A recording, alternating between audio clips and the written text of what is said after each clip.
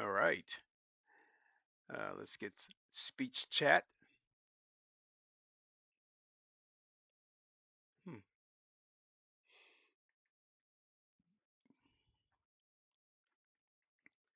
Click to unmute. Okay, and let's boot up Rennsport.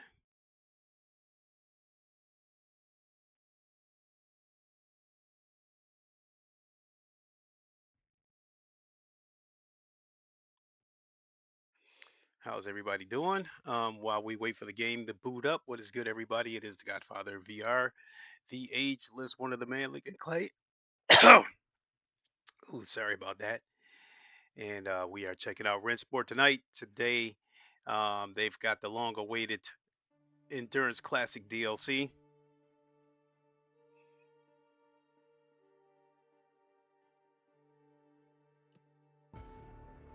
All right. So, let's talk about a little bit about the contents of the DLC.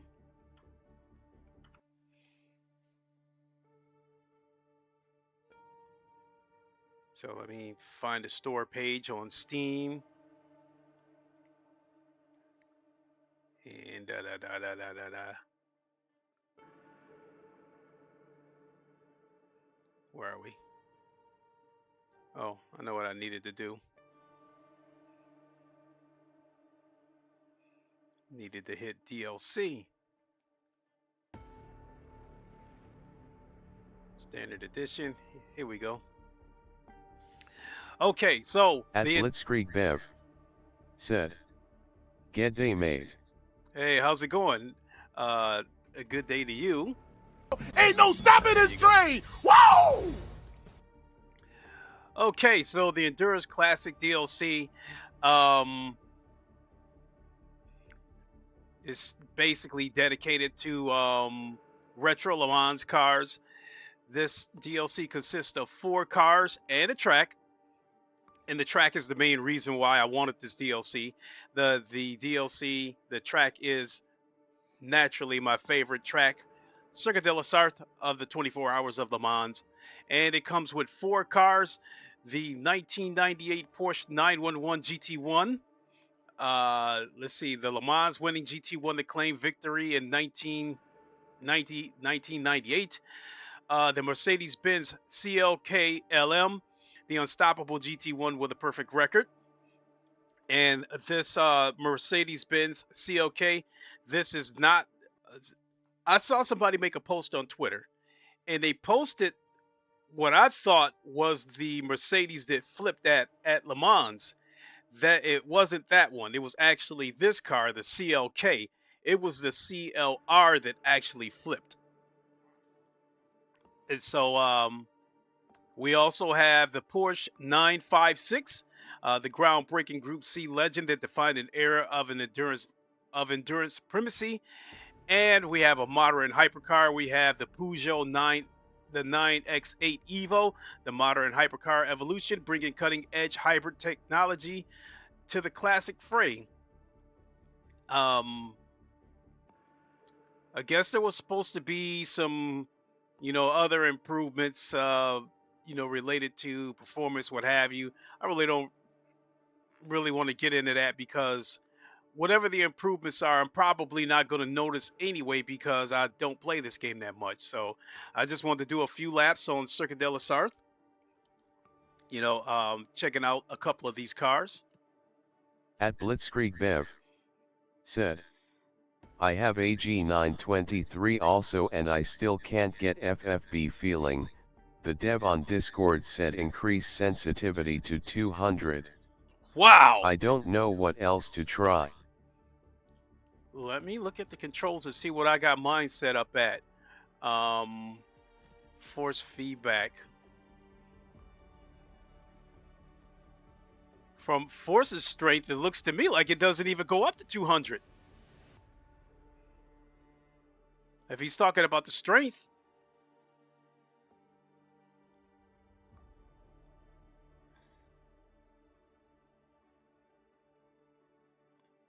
Oh, unless, okay, he must be talking about the sensitivity. 200 is high and 100 is linear.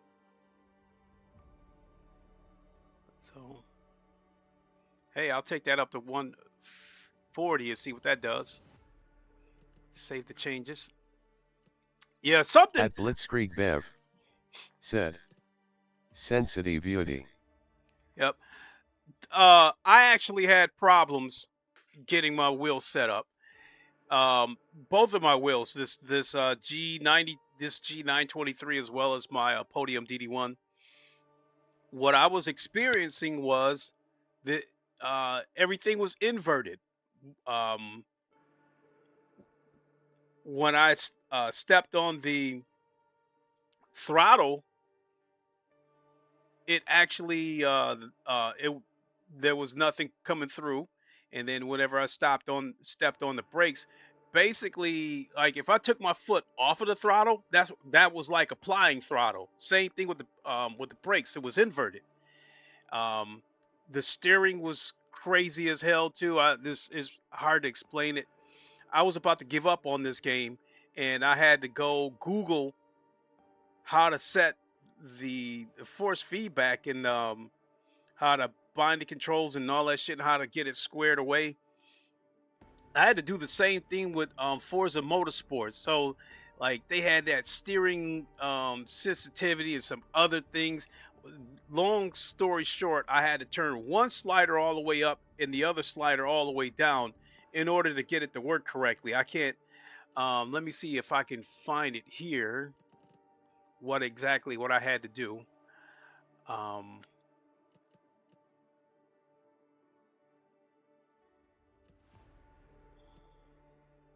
Clutch.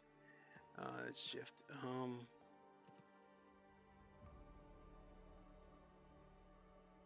Wheel and pedals. So steering, I had to do something. I think, yeah, right here, scale and offset. I had to turn the scale up to 2 and turn the offset down. I turned it down to 50 or something like that. That was the only way I could get it to work, you know, in uniform, where it turns consistently and smoothly. Because there was force feedback in the middle, and then if I went past a couple of degrees, it just dropped right off a cliff. I had that same problem with Forza Motorsports, and I had to do something similar to that, where I had to turn one setting all the way up and the other one all the way down.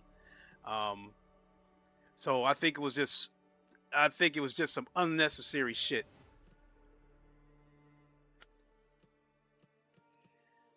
Okay, so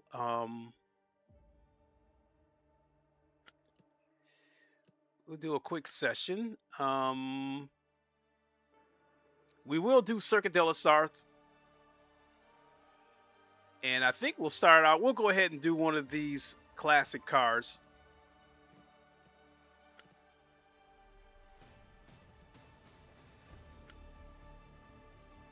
Rotate car select. Wait a minute.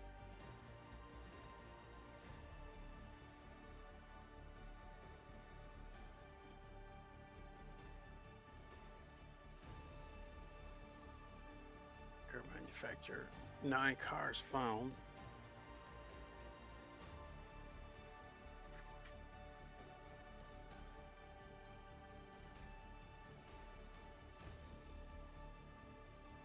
Escape.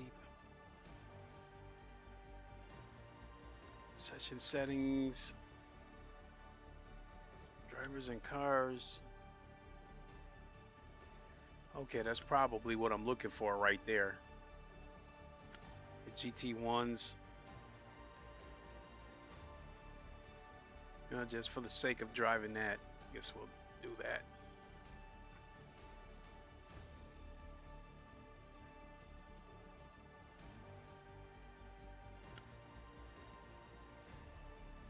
All right, so this is the car right here. This is definitely one of the cars I've always liked.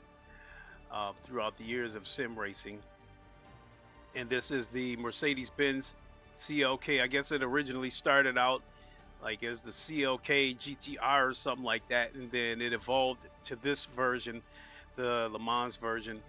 So with this car, I think out of all the games that I have, racing games, Automobilista 2, Project Cars 2, and GT7 are the only games where I can drive this car in VR. This car is on Project Motor Racing.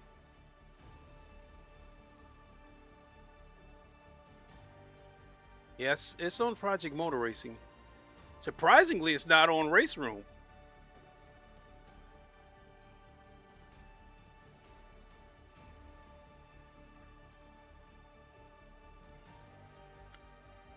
All right, let's do a quick session.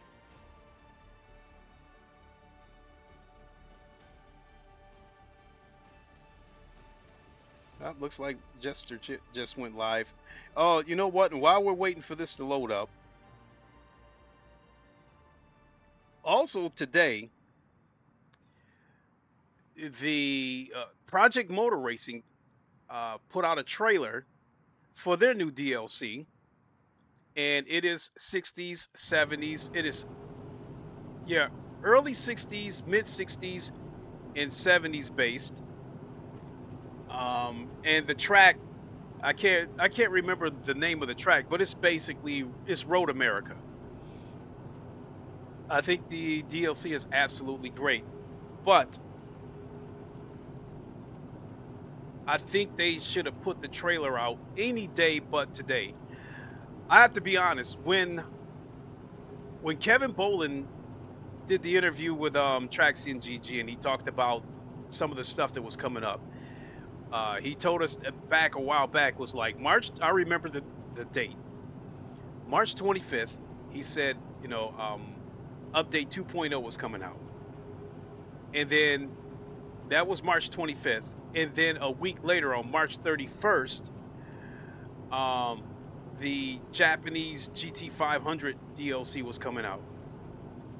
So I found it to be ironic that on March 26th, Le Mans Ultimate put out a trailer for their upcoming DLC, the Barcelona DLC, and it was going to happen on the exact same day as Project Motor Racing's GT500 DLC. And I thought that was a little bit, what's the word I'm looking for? I thought that was a little bit underhanded, that they tried to steal Project Motor Racing's shine by putting out a trailer for their own DLC on the very same day that Project Motor Racing was putting out their DLC. So now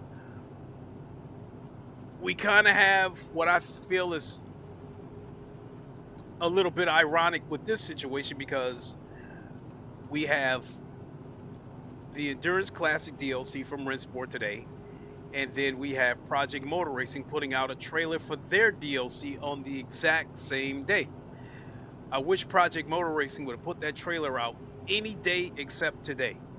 Could have did it yesterday, could have did it tomorrow, but not today.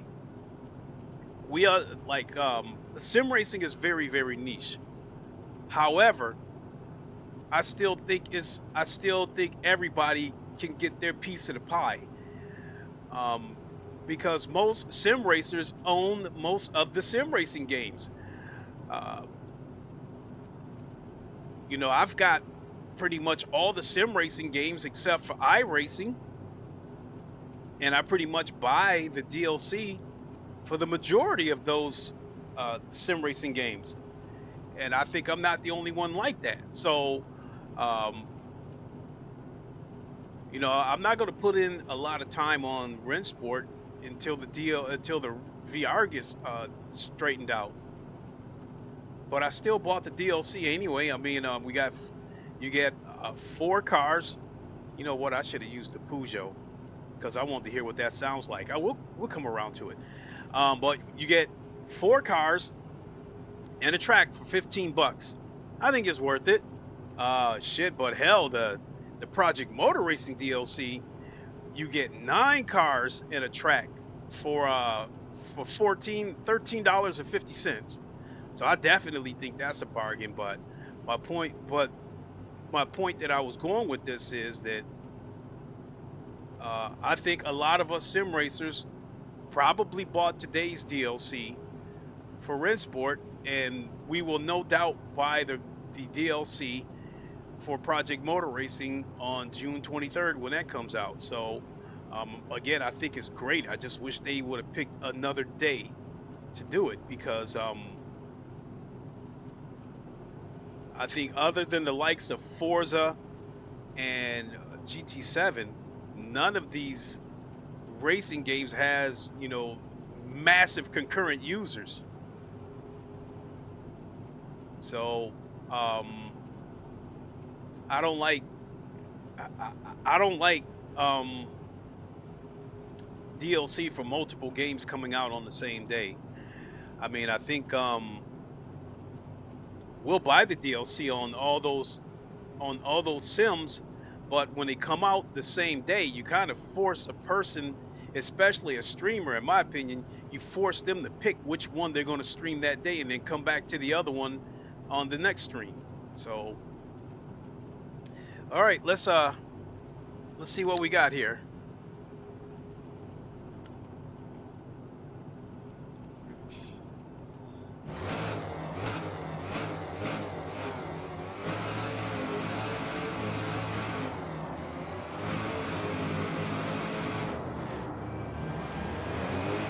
Oh my God.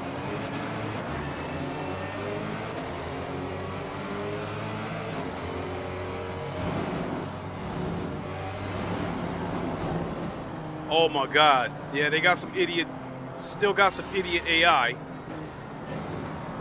And then, oh my God.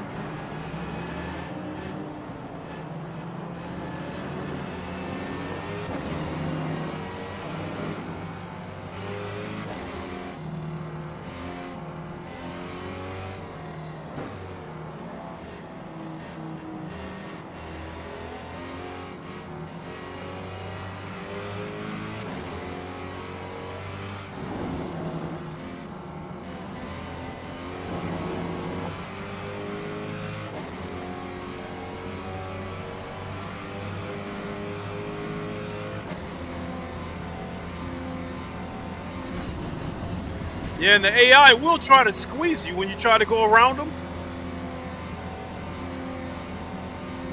Another thing, I was, before I went live, I did a few laps on this track.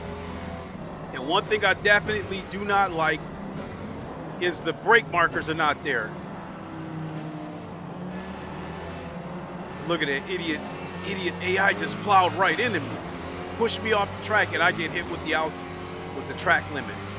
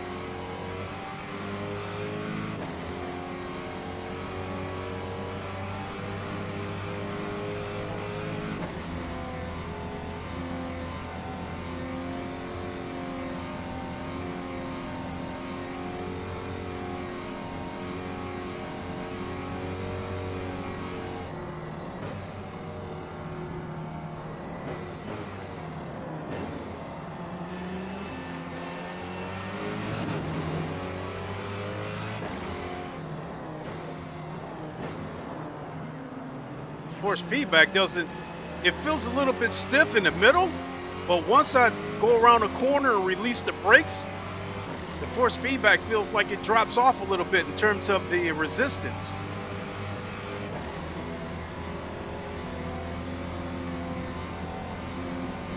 So I might have to go back and change that sensitivity. Oh my God!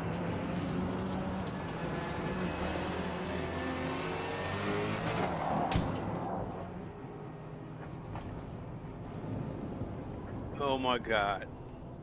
Well, I guess that gives me a chance to go do something with the force feedback. Controls of force feedback. Audio effects clipping. And put it back to 100 where it was at. See what that does.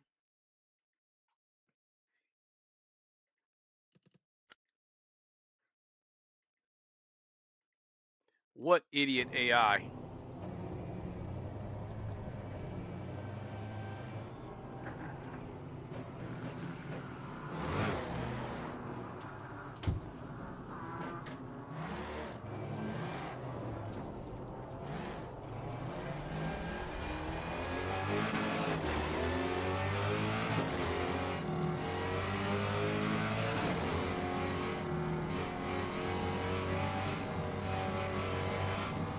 Oh shit.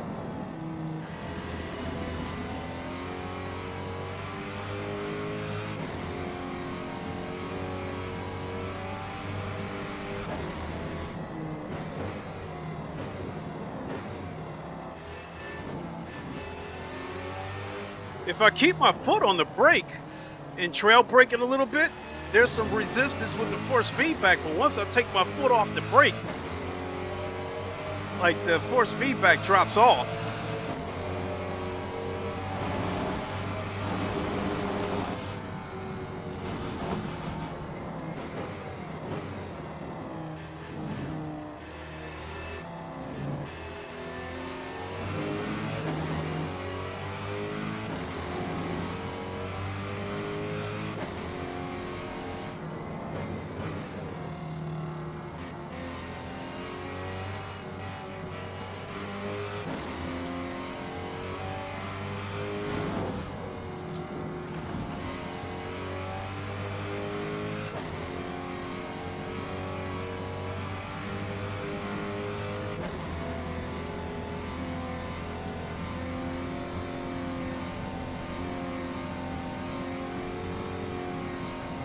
I think I was watching EJ earlier, and he said something about motion blur, and I think that's kind of helps with the sense of speed.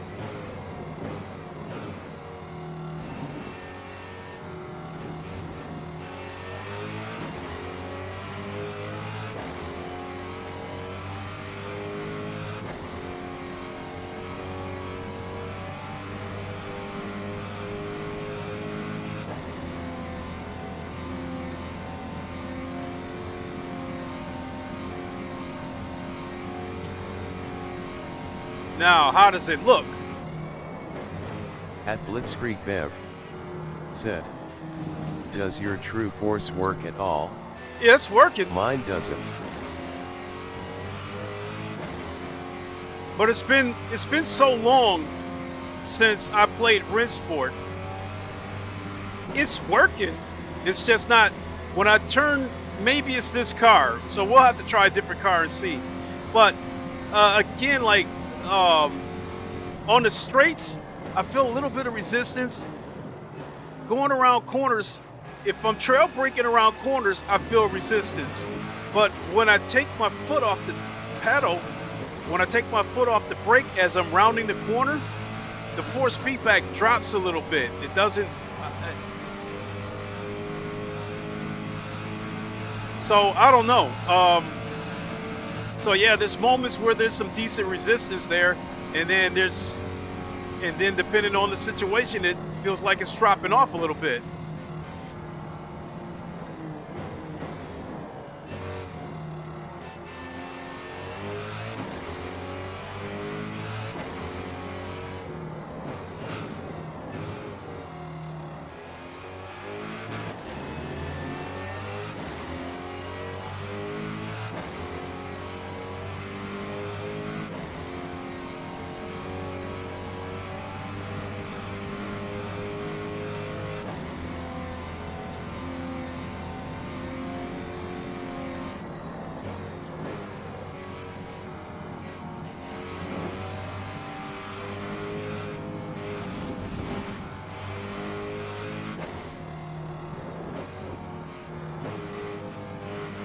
Yeah, when I hit the brakes pretty hard, I felt the wheel tighten up on me. Yeah, right there, I tapped the brakes a couple of times, and I felt the torque kicking in on the wheel. So maybe it's supposed to be like this. Yeah.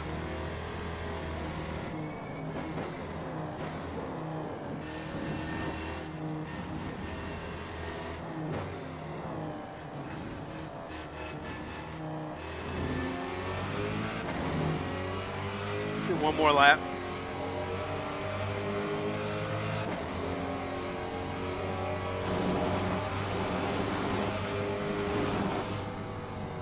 Is that a car flipped upside down?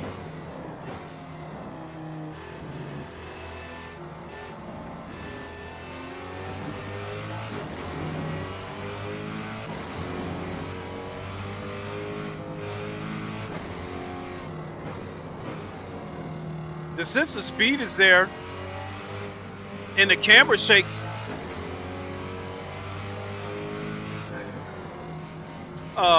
Right there, like going over the rumble strip right there, the force feedback, I felt the details in it, and the camera shake made it immersive.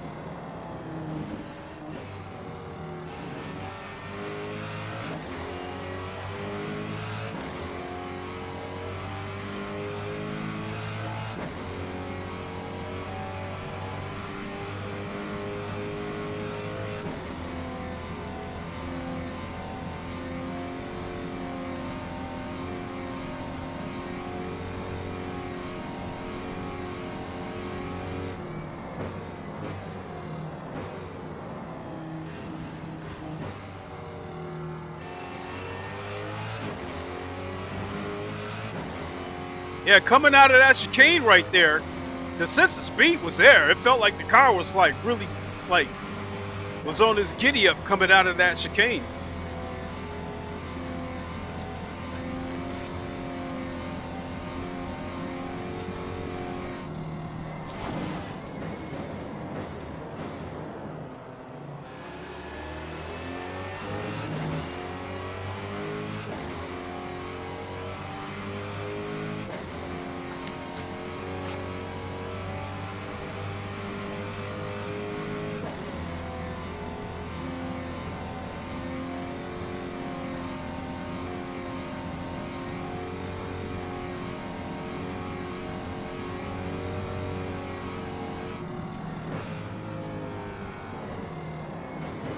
Oh shit! Trying to catch up with the other cars and just carry too much speed.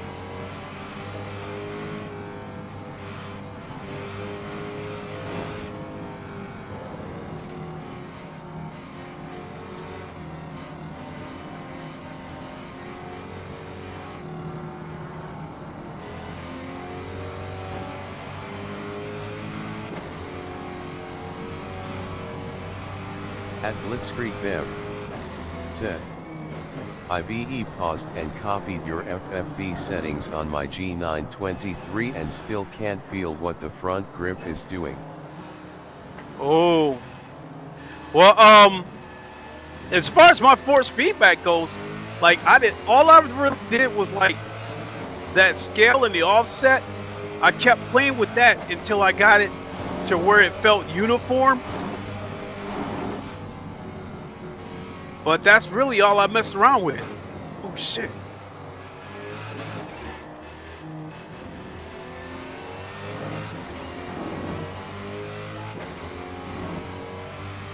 All right, actually I think I want to same track, but try one of the other cars. I want to try the Peugeot. It felt weird, but it felt okay.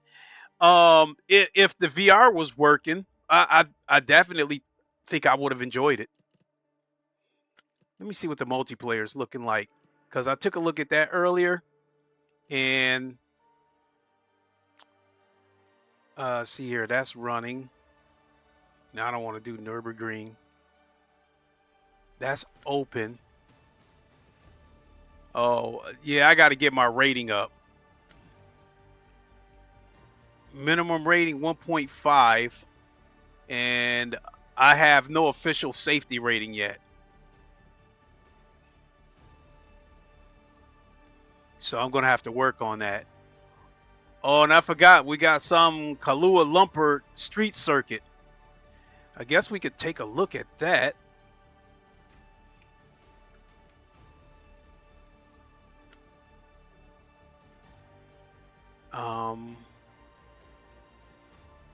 A quick session, session settings. So we did the GT1. Let's check out the hypercars.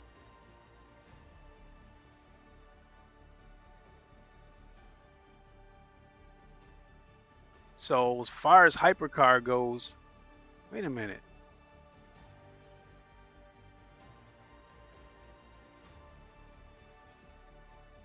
Yeah, they only got 3 hypercars so far, but I expect them to get more, because I think there was an interview with Traxi and GG. I think that the developers of Rennsport was saying that rather than add new car classes, they're going to try to fill out existing classes. So what I take that means is they're going to probably get more hypercars, probably going to get more GT3s. I think as far as GT3 goes, I think it's only like 3 cars that's like obviously missing, and that would be the Ferrari 296, the Corvette Z06, and the McLaren 720S. Right now, the game currently has 7 GT3 cars. So I think they got enough GT3s that GT3 lovers would be okay with it. Most of them are going to be hollering about, we got to have the Ferrari, yada, yada, yada. But I think they got enough that they could get by. Track.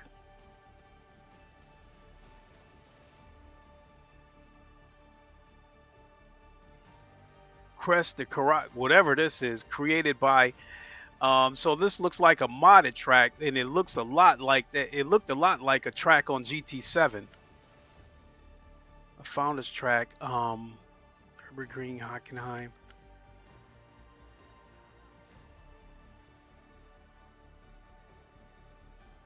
Community content. So this is a modded track.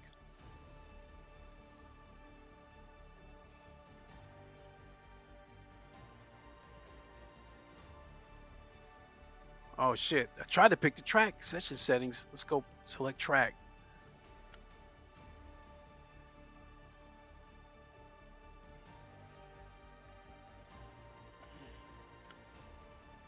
Okay, there we go. So let's see here, select car.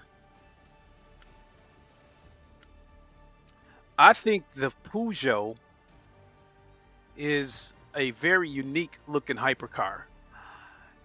At times, I think it's the only thing I don't like this fin that goes, or that looks like a spine all the way back down.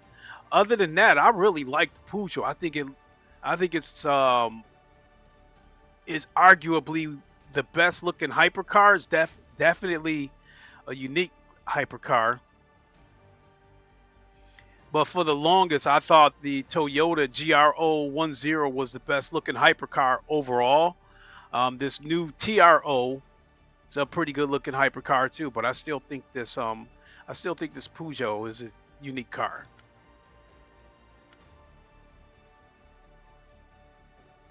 So Come on, I picked the car.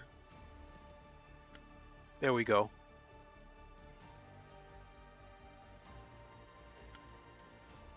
So yeah, they definitely need some hypercars because I think as it stands right now, I believe Le Mans Ultimate has the most hypercars, has the most current hypercars, and I think Project Motor Racing, either Project Motor Racing or iRacing, has the second most hypercars, current hypercars.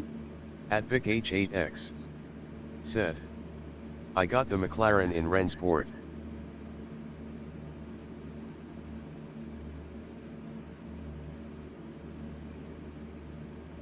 Oh, you must mean the 720, the 720. Oh, you know what? I was sitting here talking about the hypercars that not the hypercars, the GT3s. I made them, my bad on that one. I said that they needed the McLaren. They have the McLaren. So the two cars, let me see. So the Ferrari and the Corvette are two cars that's noticeably missing as far as GT3s. You know, you could throw the NSX in there if you wanted because, you know, Project Motor Racing has it. Or you could throw the Lexus in there, which Le Mans Ultimate has the Lexus. But I think the Corvette and the Ferrari 296 are noticeably missing from this game. All right, let's see what we got.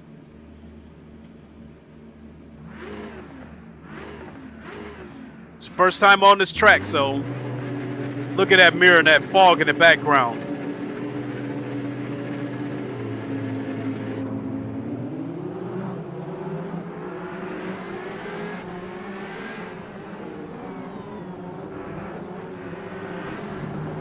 Idiot AI.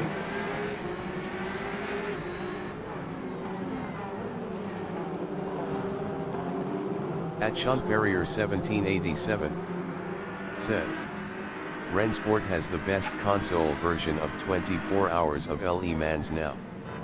It great. Well, you know, I'm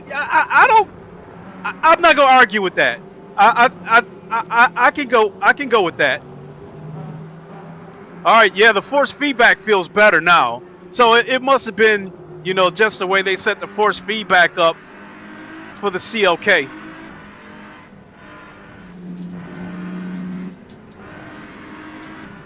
At Adrenaluquity said, what would you rate Rennsport out of 10?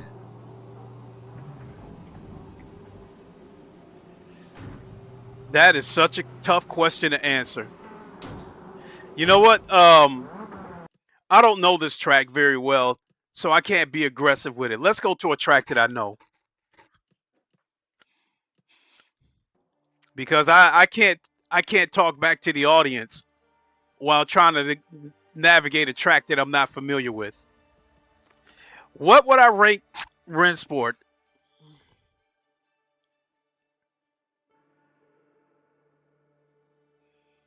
I don't think I can answer that question fairly because, one, I love VR. And I do not like the way they handled the VR situation with this game. And in fact, the way they handled the VR situation with this game infuriated me. When the game first came out in early access, they said the VR would not come out until the game comes out of early access and and they do the official launch. And I'm thinking to myself, okay, then it's going to be about a year, maybe it could be a year, maybe 2 years before we see the VR. But when they did the Nürburgring DLC, they opened up the VR. So I buy the Nürburgring DLC, I streamed it in VR, and this was a few years ago, and it did not run very well. And I don't think it looked all that good. It needed optimizing. Shortly after that, they shut the VR off. So I thought that was some sneaky bullshit to open the VR up long enough to get all that DLC money from the Nürburgring DLC and then shut the VR off. Now, recently in that interview that they had with Traxian GG, answering the question about the VR, they said they can't really put a timetable on it. They said they just they they'll bring the VR out when it's ready. And based on, like, after listening to EJ, because he was streaming earlier, and you know, he pointed out how this game, as far as AI opponent goes, it seems like 12 is your max. So whereas Project Motor Racing, you can make it 32. He thinks that's not good. That 12 is the max, so you have less AI opponents than Project Motor Racing, but yet it taxes the hardware more than Project Motor Racing, or Project Motor Racing runs better than this, even though you're using more AI opponents.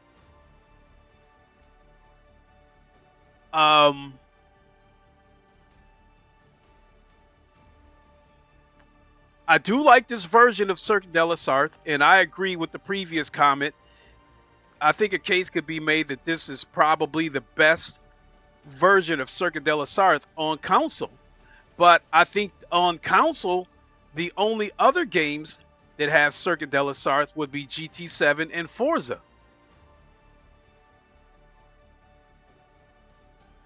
So yeah, a case could be made that this version of Circuit de la Sarthe is the best one on console.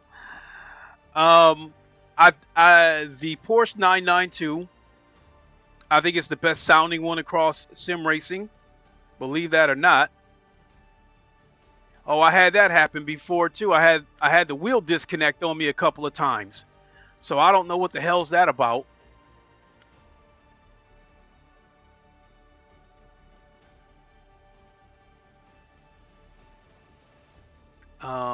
What track shall we try?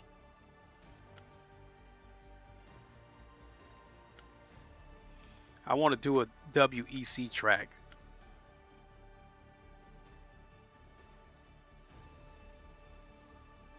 Oh yeah, and I think in a future DLC, I think Sebring is coming to Rennsport. I'm not quite sure.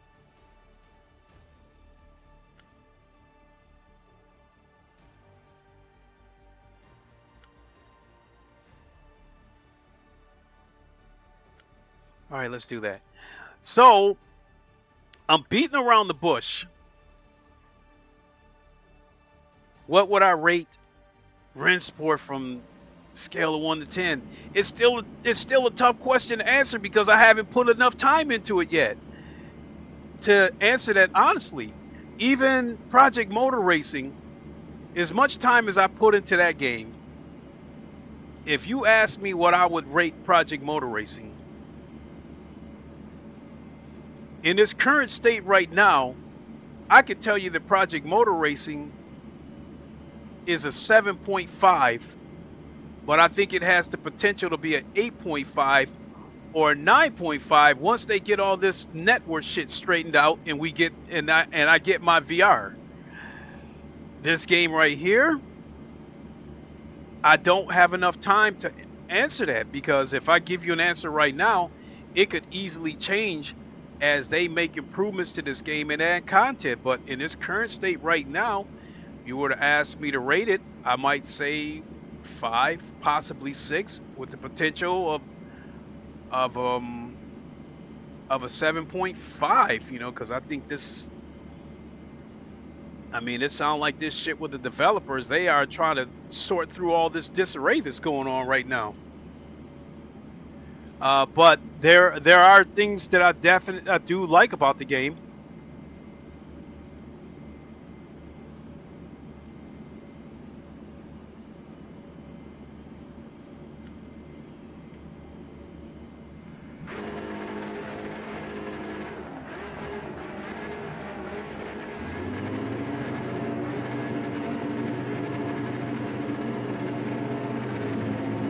If you look at the mirror right there, that's a testament to the performance issues right there, because you see that Oasis in the back.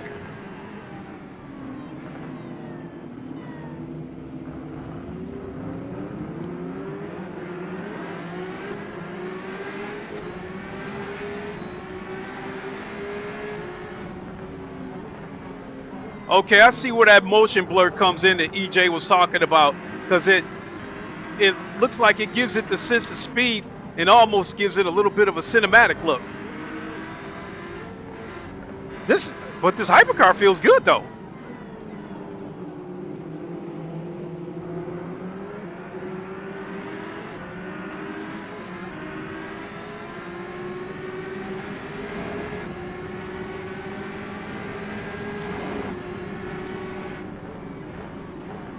Oh shit!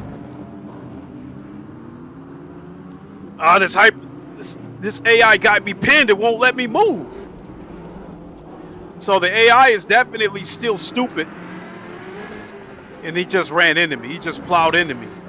Holy shit.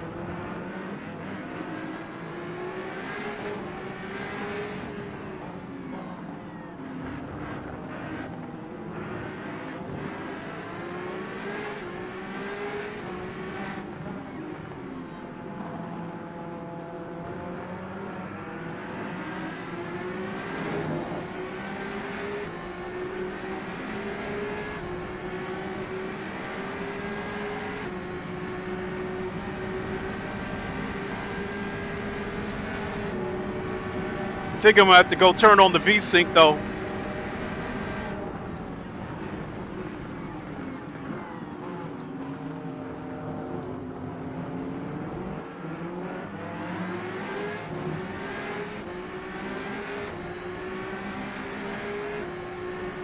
I don't like how the AI is knocking me off the track and they're hitting me with track violations for it.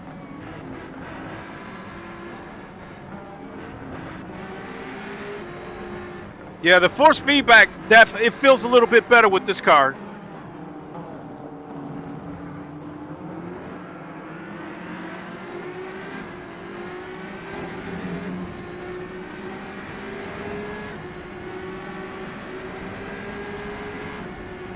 I feel roll detail in the terms of filling bumps and stuff. Stupid AI. I feel roll detail. And I definitely feel some road detail when I go over. Oh my God, idiot AI.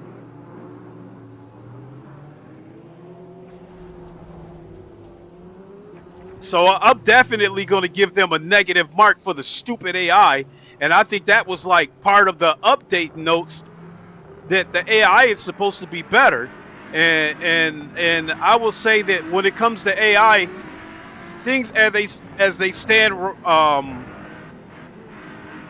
or coming into this stream, I felt that I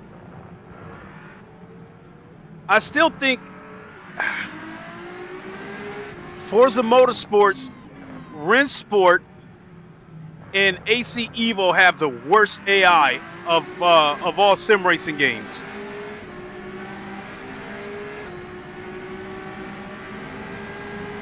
The cars in front of you are slow. They don't want to pick up the pace. But the cars behind you are being over aggressive and they'll plow right into you. And that's kind of what I'm seeing here on this game.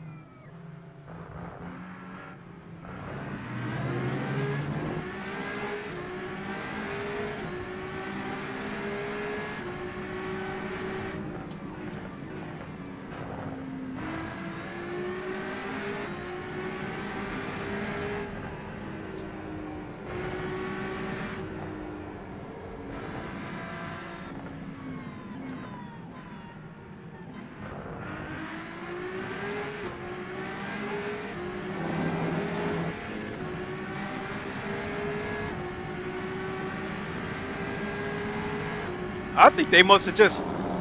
Oh, shit. I think they just recently added rumble strip audio, because I know a couple of years ago when I played this game, when you went off the track and went over the rumble strips, there was no audio from it.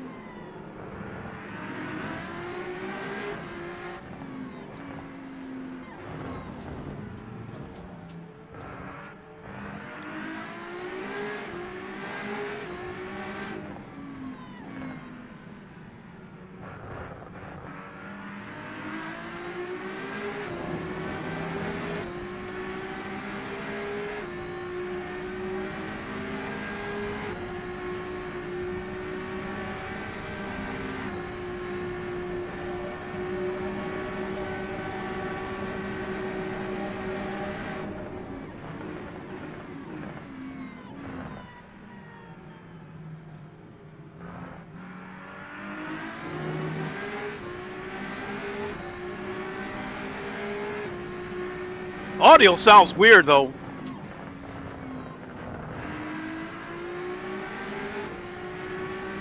I don't know if this car sounds like this or not.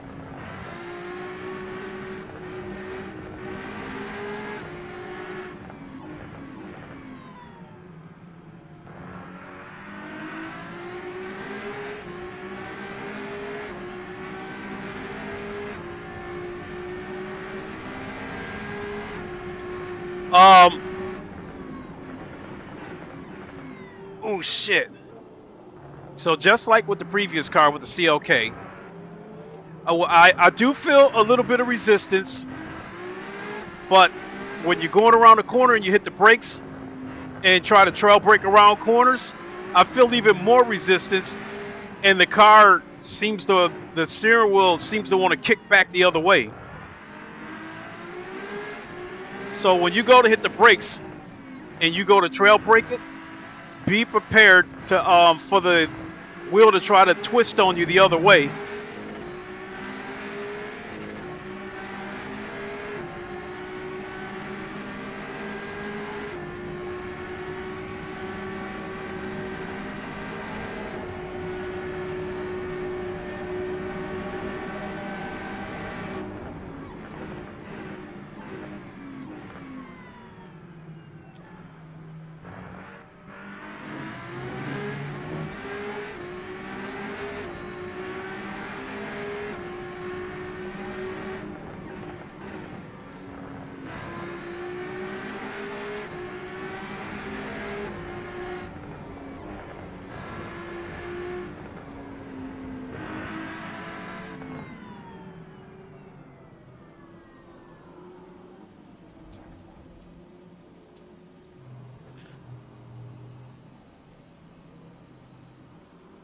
They definitely got some grass.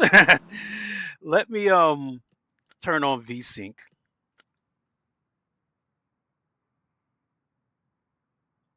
So I got the frame rate limit set to 400. I really don't know what this thing will max out at with this computer, but I got to turn on VSync so it looks smoother.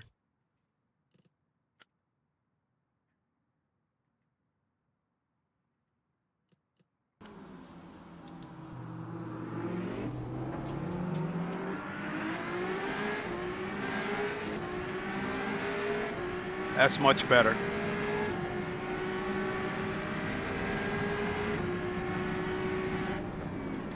Oh shit! Shit!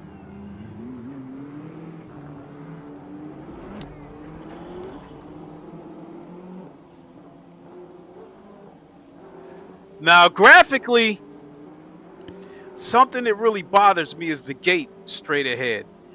It is glittery. There's a lot of aliasing coming from that gate.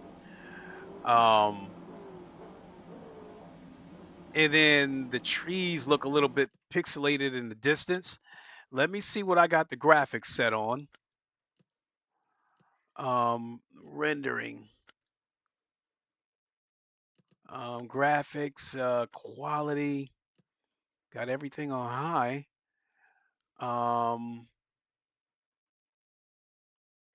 Let's see here.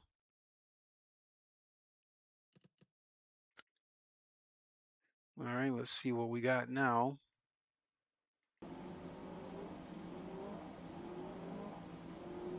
Yeah, I mean, I really don't see any difference. The gate is still glittering in the distance. So that looks like diminishing returns. I got everything cranked up to epic. I guess I can see how it runs though.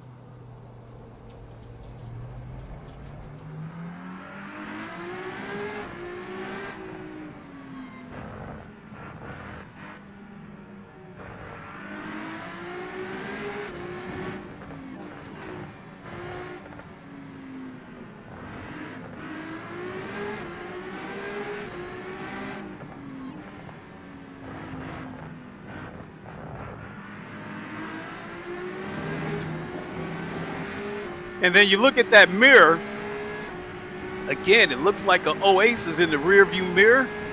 And I think that's a testament of how much this game might be taxing the hardware. Because if you make the entire environment render in that rear view mirror, it's probably going to tax the PC even more.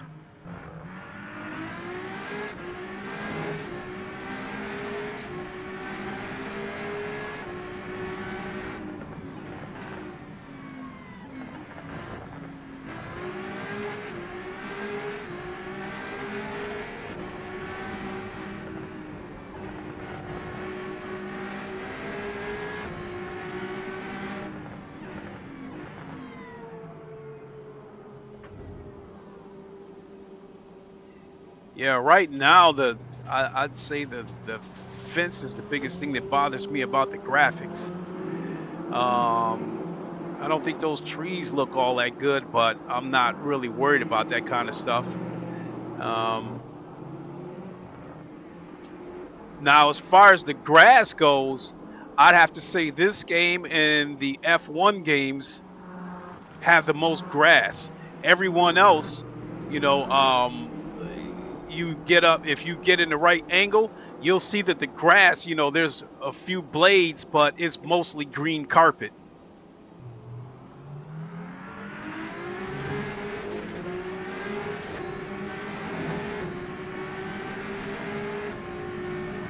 What the hell is he doing?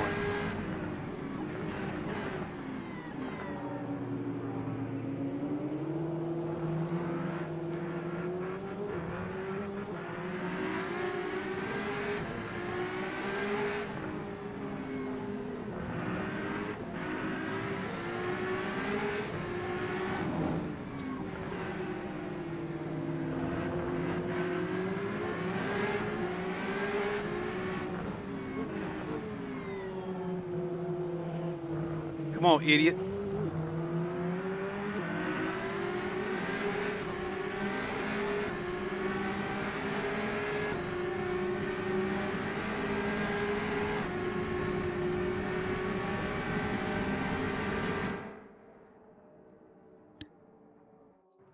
At Jamin_YT said, the low rev engine volume is a little bit off-putting in Rennsport.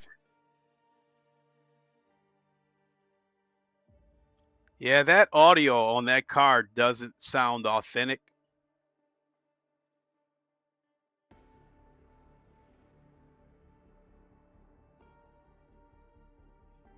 Now, like this Porsche right here, for instance, I do love the audio on this Porsche. I think it's the best sounding 992 across all sims.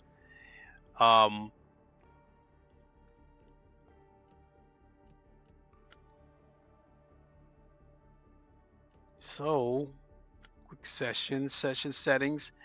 So I don't like that you have to go into this and then back out. So we'll do GT3s. 1, 2, 3, 4, 5, 6, 7, 8. So they got 8 GT3s. I thought it was 7. My bad. So they got 8. They got 8 GT3s. So again, the two cars that's noticeably missing would be the Corvette and the Ferrari.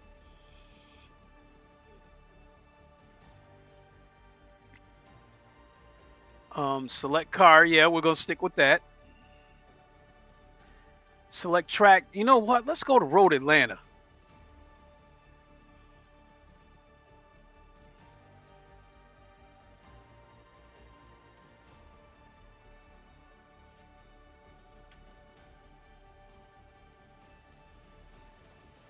You catch me on the right day.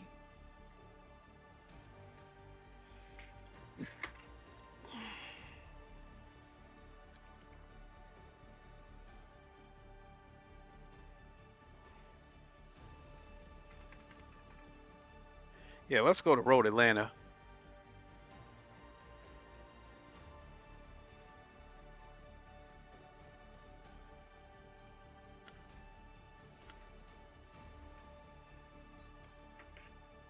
All right, let's do a quick session.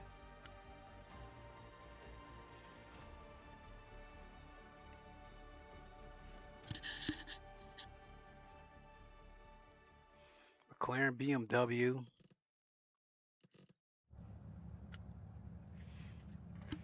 All right, let's go.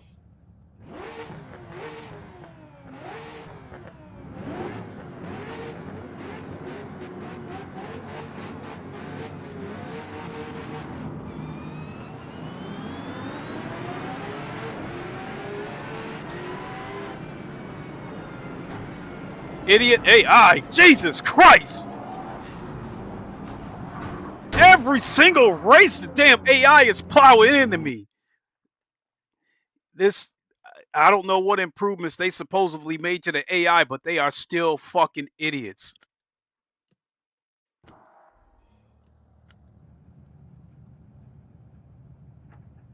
In fact, I'm just going to let the AI go past me so I get past the turn one bullshit. Because again, it comes down to the shit where the cars in front of me are going too slow and they're jamming up everybody, and then the cars behind me are over aggressive.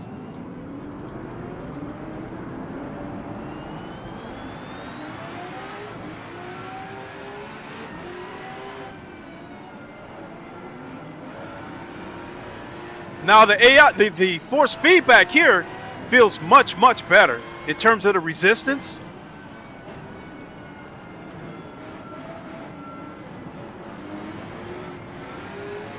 I saw a freeze there.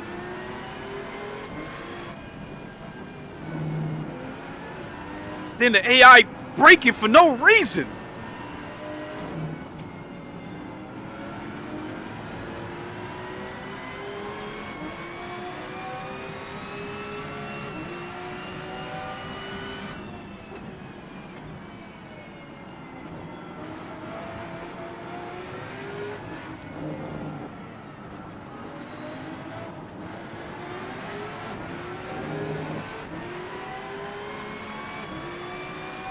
You know what? I think I'm going to go back to Circuit de la Sarthe. I'm going to stick with the GT3s, but go back to the Circuit de la Sarthe because the resistance is there as far as the force feedback go, but I don't feel like the detail, the road detail is there. It's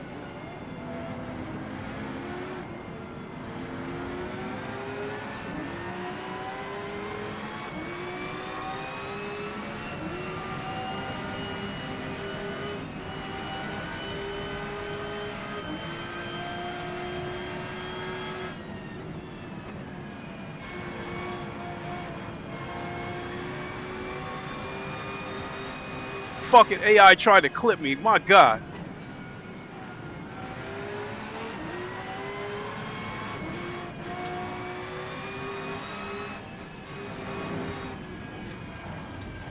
Oh my God.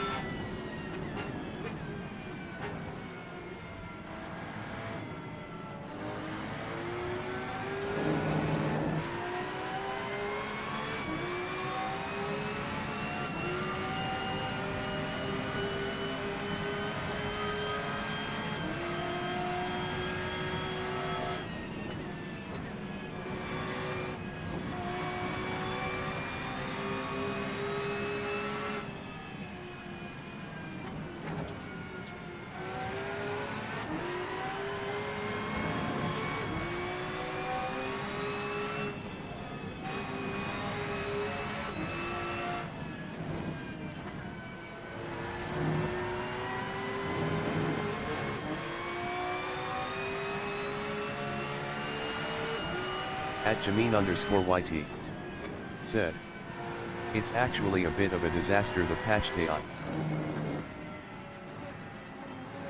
Right now, the AI would be my biggest criticism of this game.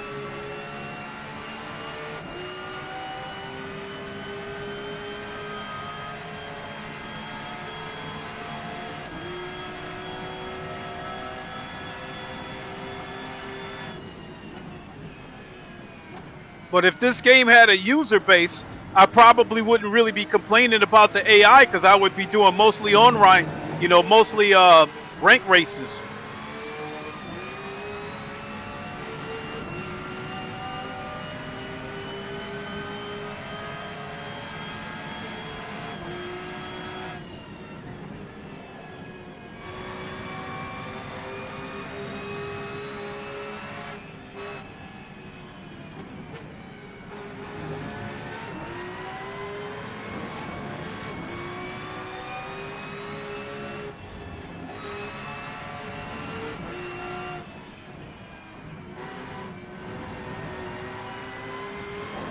Yeah, let's go back to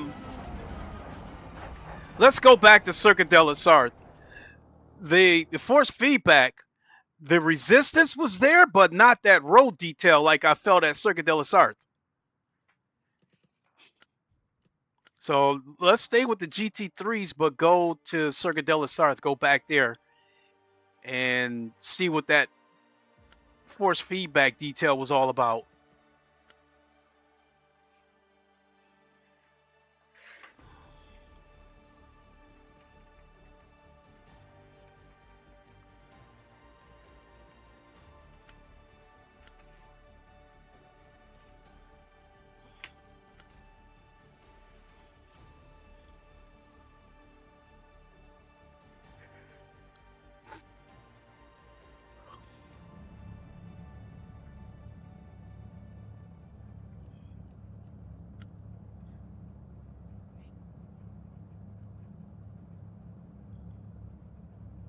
Where's the boop, boop, boop, beep?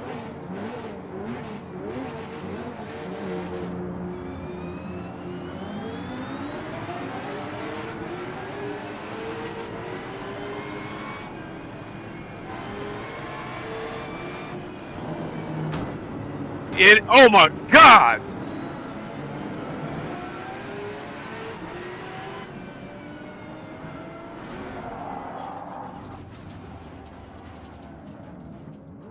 Unbelievable.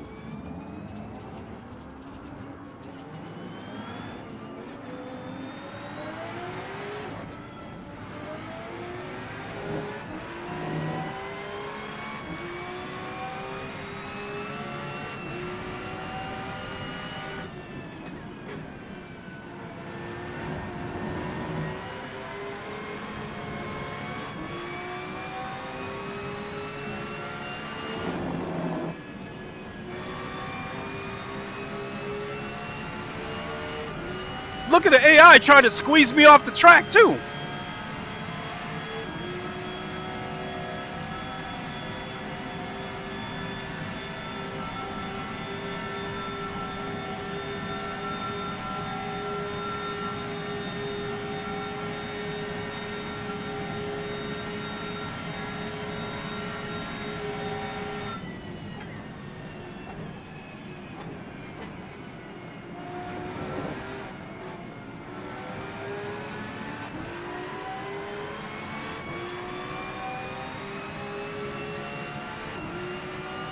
So maybe my force feedback complaints could be car specific, because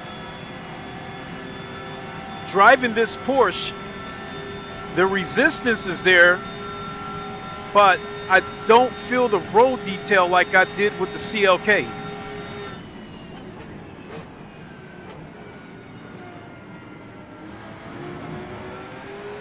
You know, when I go onto the rumble strips, I feel it a little bit, but it's not as pronounced as it was with the CLK. And then the road detail right here while I'm in the middle of the road. Sean Perrier 1787 said, "Have you tried a custom lobby yet?" I have. I can take a look and see what the custom lobbies are looking like.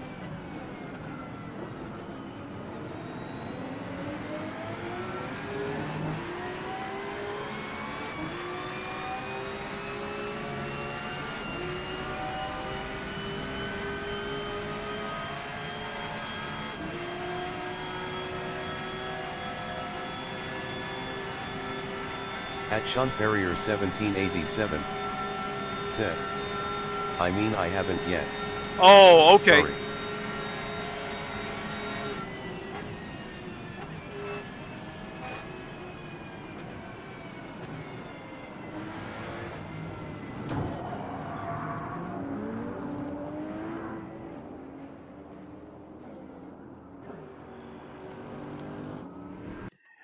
All right, Rennsport developers. I love this DLC, but fix your goddamn AI.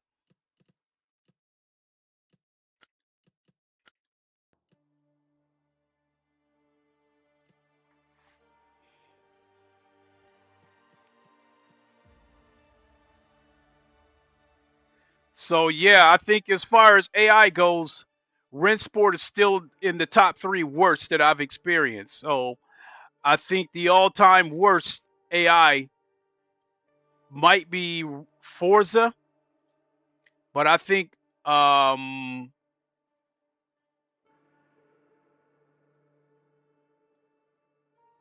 shit,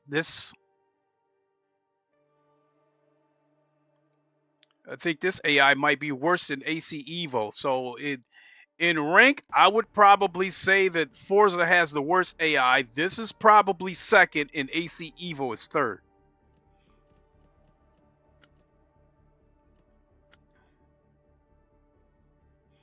Damn, there we go for custom lobbies.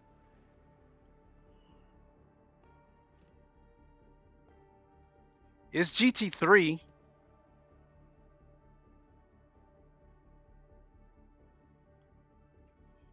So I'm not even bothered going to try to check it out.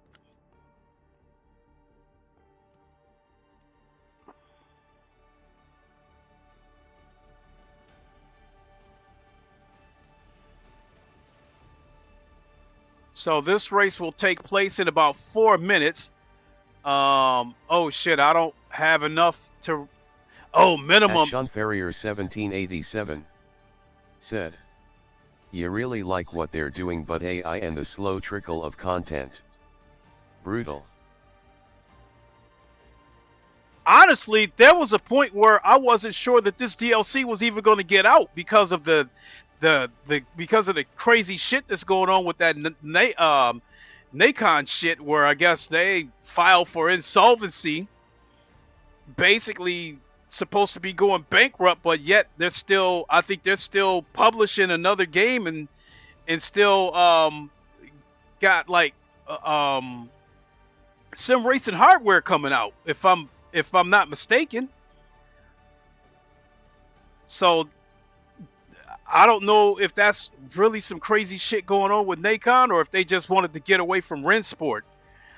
But anyway, Rennsport's, going through this shit of self-publishing and stuff like that. So, they gave us the whole rundown of what kind of shit that they're going through, having to transition into being a self-publisher and stuff. So this DLC that we got today was supposed to happen, I think way back in February.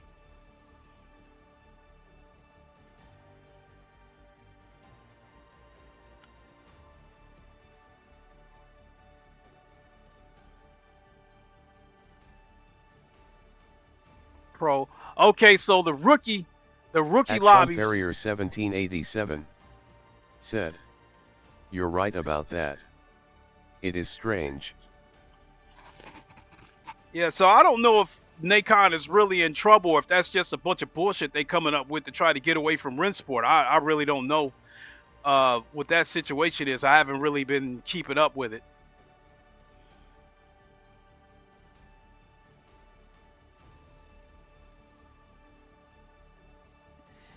The other thing is, the other thing that I'm wondering about Rennsport is, what kind of identity are they trying to take on? Like with Le Mans Ultimate, it's obvious. WEC simulator.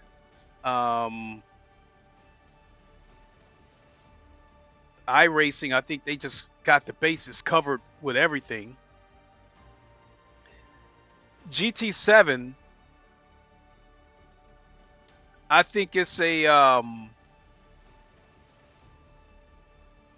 I think their main focus is street cars, production cars disguised as a racing game, because they like these SUVs. They SUV'd us to death with GT7 and barely gave us any race cars. So I'm under the impression that they obviously want you to drive the Toyota Corollas and shit like that. So so when GT7 calls itself the real driving simulator, at first I'm like, this ain't no fucking driving simulator. Look at all these damn production cars that they're trying to push on everybody.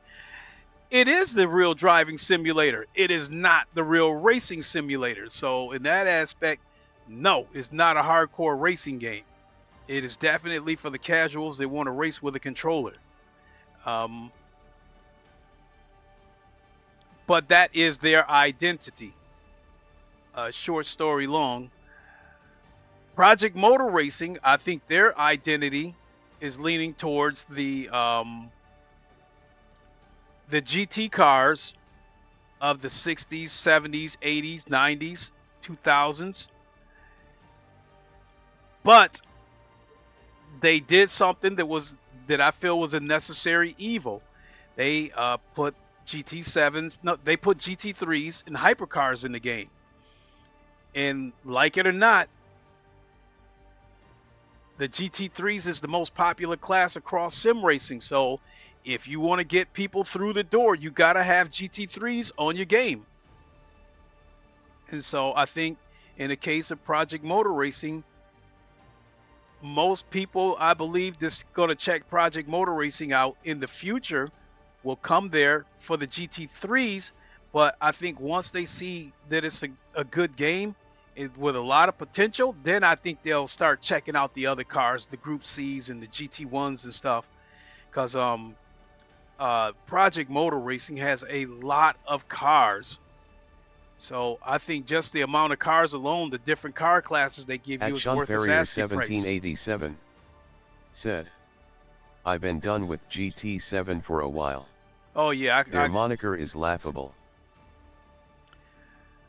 Not only am I pretty much done with GT7,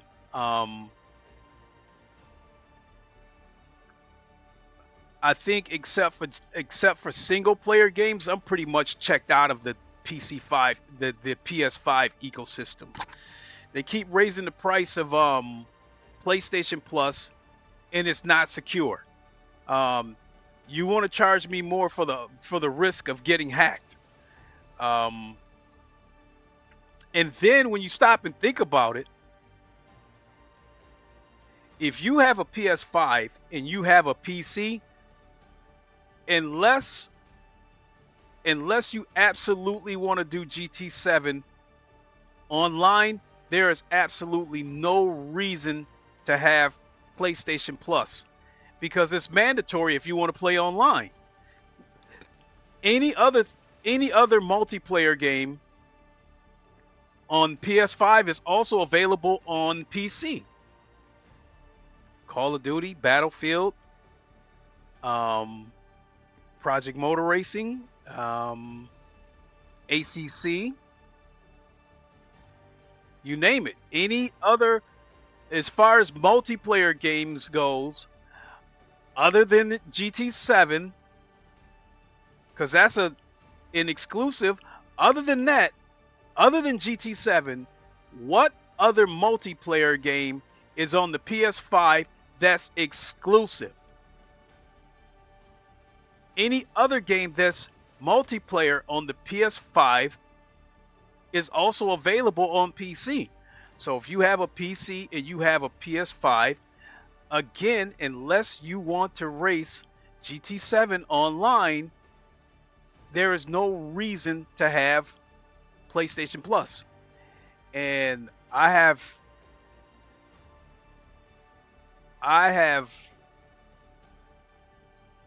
don't want to say that I pretty much walked away from GT7, because never say never, because I've said that on a number of occasions, and then like once every 3 or 4 months I might play GT7 for a couple of days and then be done with it, and then don't come back to it for like 6-7 months.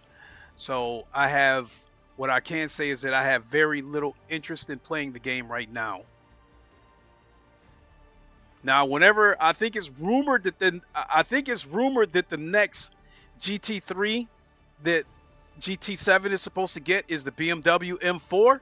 Now, if they do that, I'll play the game for a couple of days just to check out the M4, and then I'll be right back to, you know, playing my other games. So, At Sean Ferrier 1787 said, Sony did just announce PlayStation exclusives are coming back. But No single more play PC game for PlayStation. single player games are coming back. They're still leaving the multiplayer games out there. I mean, if Marathon doesn't get shut down, that'll still be there. Helldivers is still there. I think Fair Games is going to fail, but it'll start out across all platforms. So they're only bringing they're only bringing back single player games. They're making those exclusive. So my point still stands that unless you want to play GT7 online, there's no reason to have PlayStation Plus. There's no reason for it.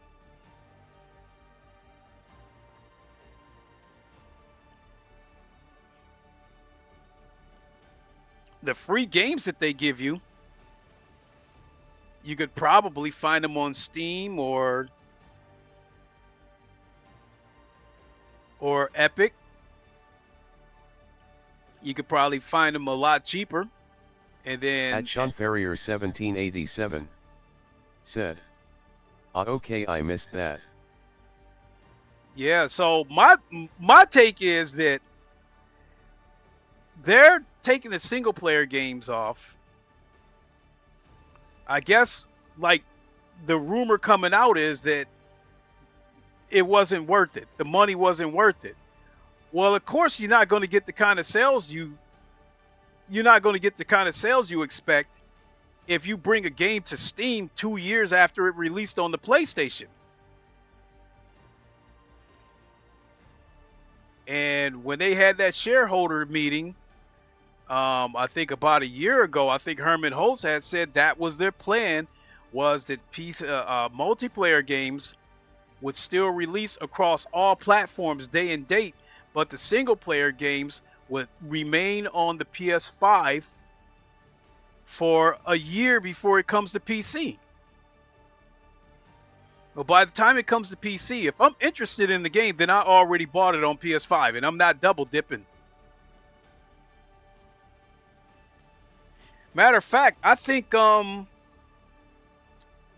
there's a few games where I double dipped, where I bought it on PC first, and then it came to the PS5 and I bought it, not the other way around.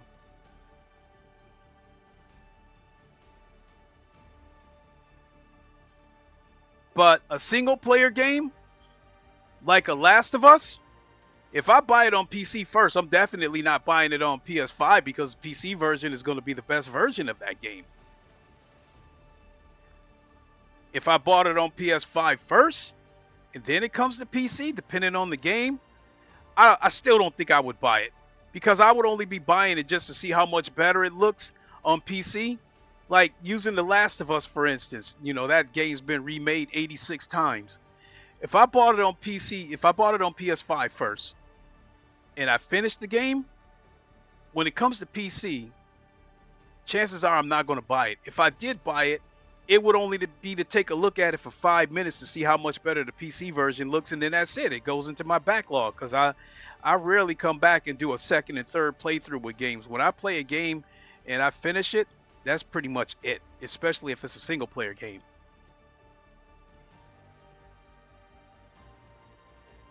I don't have enough here. At Sean Ferrier 1787 said, I'm locked in on PlayStation unfortunately. The PlayStation itself, I think, is still, even though it's old, I'm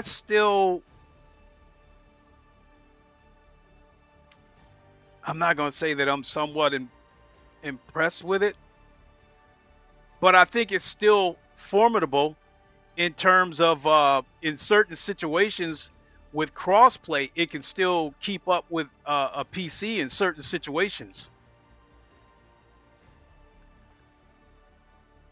So, like, I think Tekken is a good example. I have Tekken on PC. Now, the game runs at 60 frames per second across the board, and that is because the game is also cross-play with consoles.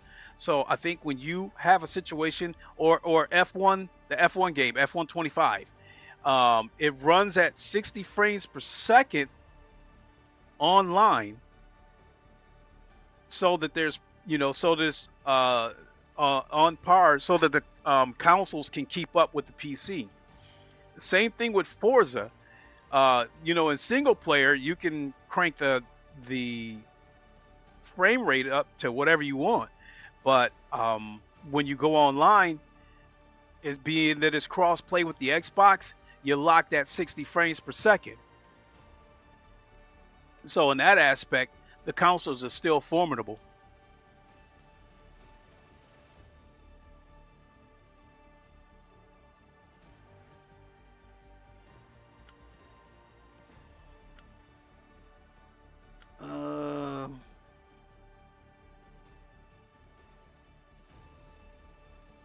Let's see here. What other track can we do? We did Fuji. I love Jetta on Formula One on the F1 game. Monza. Oh, you know what? Let's do Nürburgring, because I think as part of today's DLC, I think they added the fast chicane. And yeah, I love the fast chicane.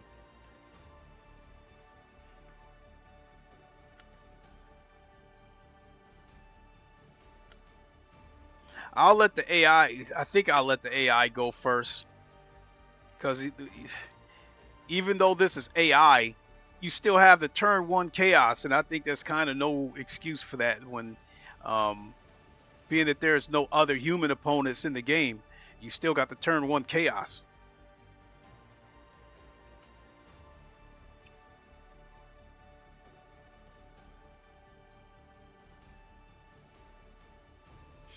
All in all, though, I really want to see this game succeed in terms of the concurrent users.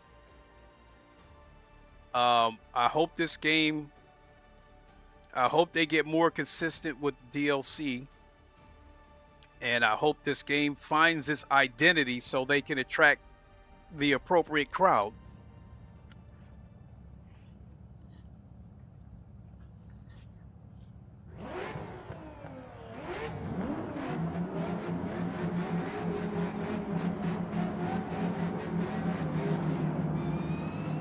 The AI's idiots, so I'm letting them go.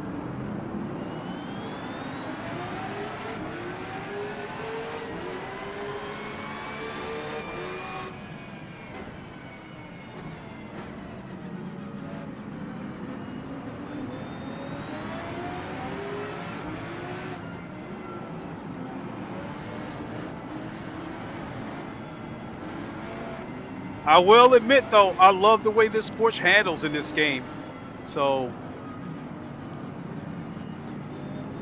when I got a clear track, I can be aggressive.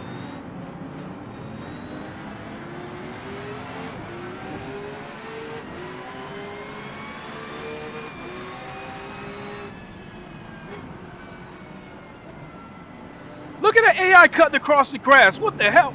And then off the grass. What the fuck is that? See if I get away from him. And I had a couple of freezes right there.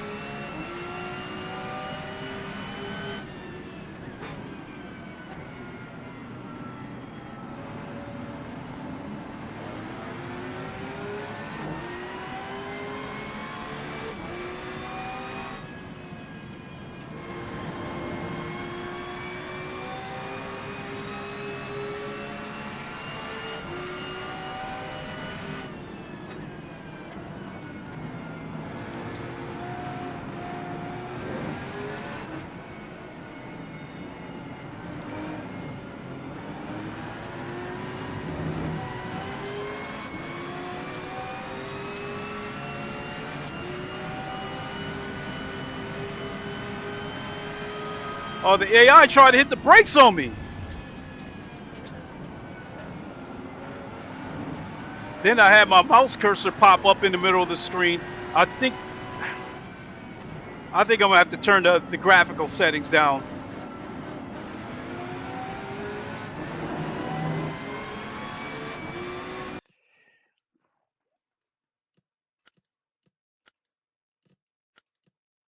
Quality epic. All right.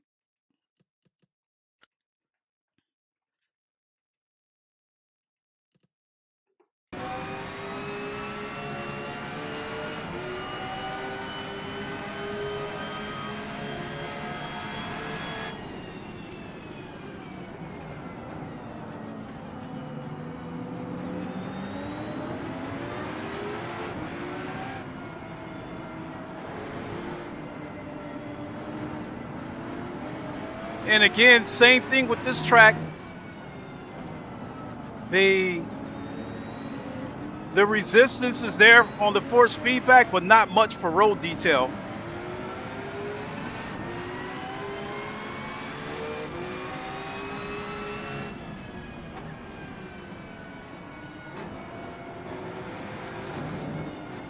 I should go back to Circuit de la Sarthe and try the Peugeot there, because I want to check on that road detail again.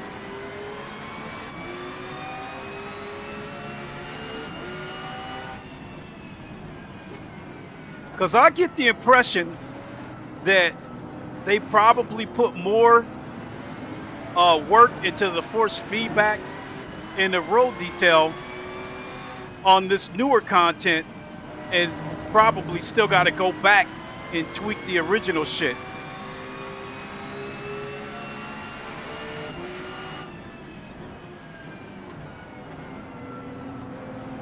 My God.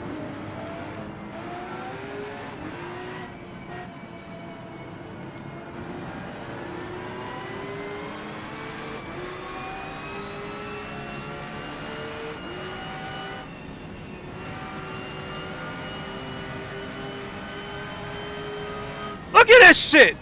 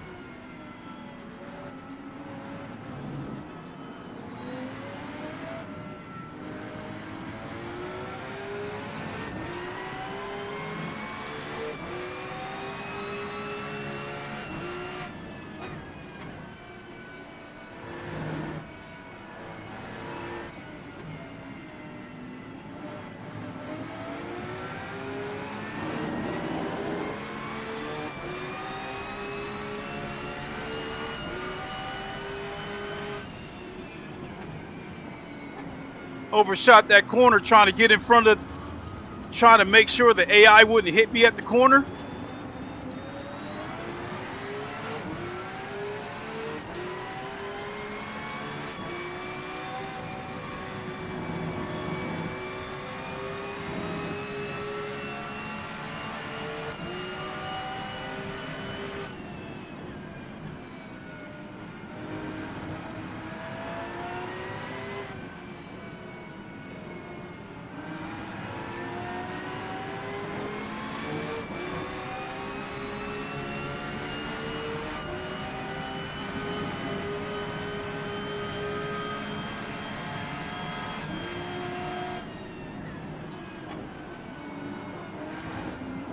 Oh my God. At Oil Slick 13 said, "What's the thoughts on it? When PlayStation puts it on sale, I may consider buying it now that it has custom servers." Custom servers, Well,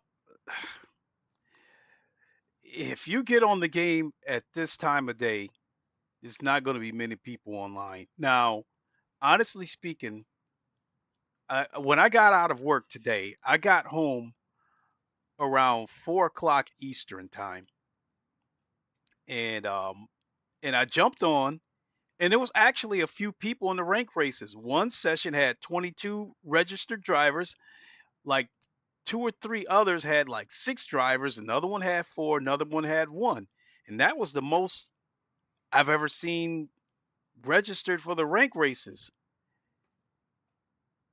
And now I just got through checking the custom lobbies, and one lobby had 3 people and the other one had 0.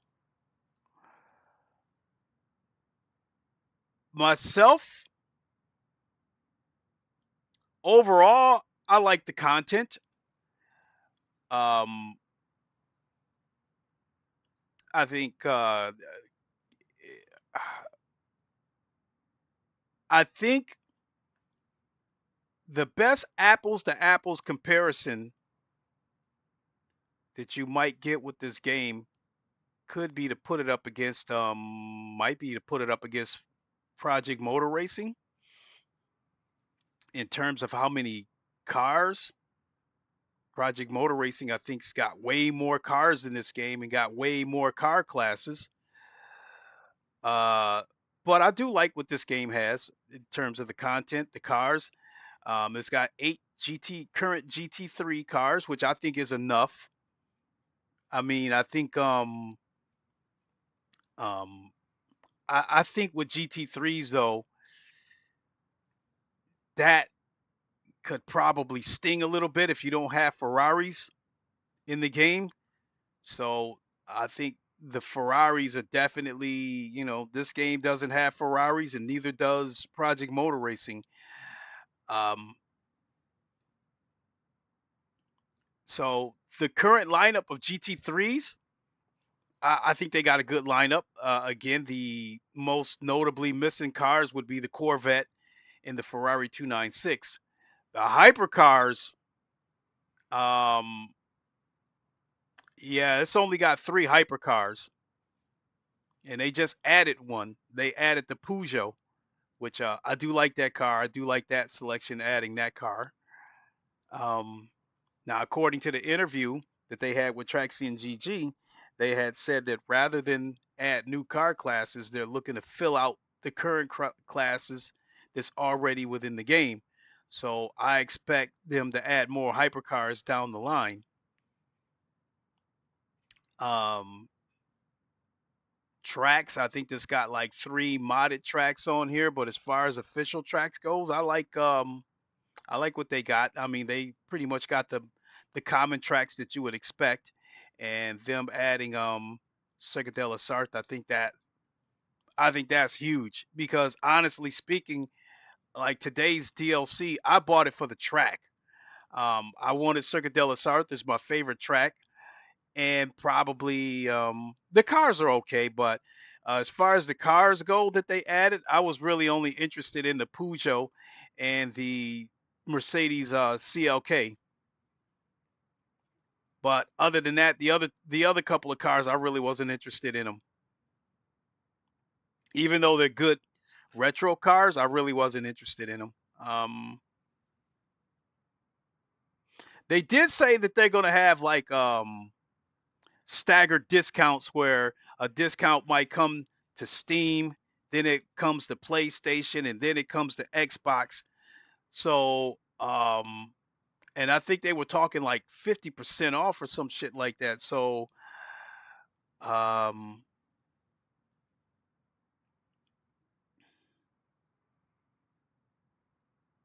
I think if you could get this game on sale for around the $30 mark, I think based on the content, I think it would be okay to go ahead and buy it because they're definitely starving for racing games on console. On as far as racing games that you would probably consider serious, over on the PlayStation side, you got GT7, ACC, Project Motor Racing, and Rennsport. And then over on the Xbox, you've got Forza, ACC, Project Motor Racing, and Rennsport over there. But that's pretty much it.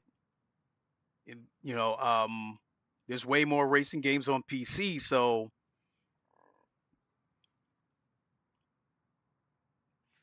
yeah, short story long, if you can catch this game for about $30 on sale on PC, I think it would be okay.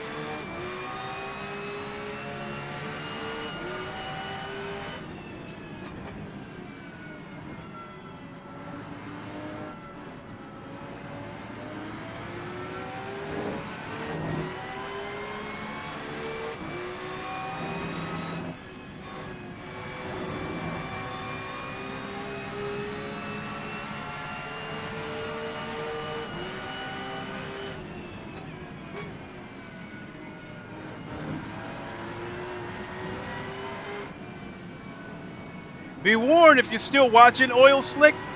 Be warned, though, that the AI is the worst part of this game.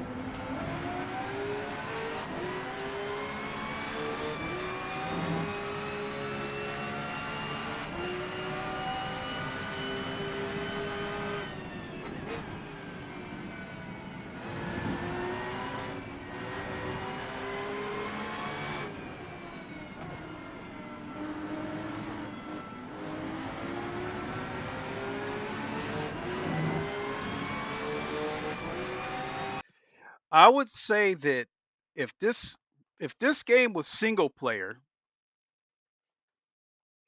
with no multiplayer at all, it was just strictly single player,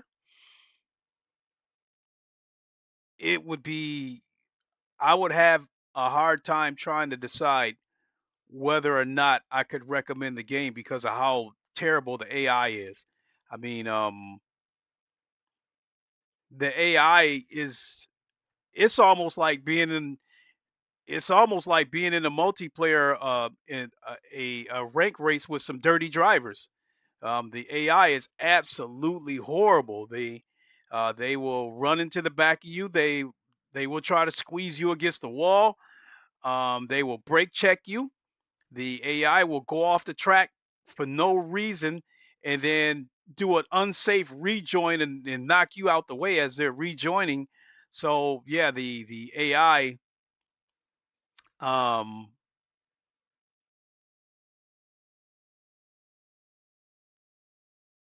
eh, basically what I'm waiting for with this game, I'm waiting for two things. I'm waiting for VR and I'm waiting for the player base to grow on this game so I can do some rank races because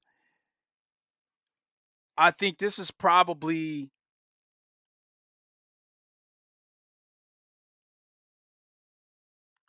yeah, this game, AC Evo and Forza are the only games where I would rather play rank races in order to escape the terrible AI.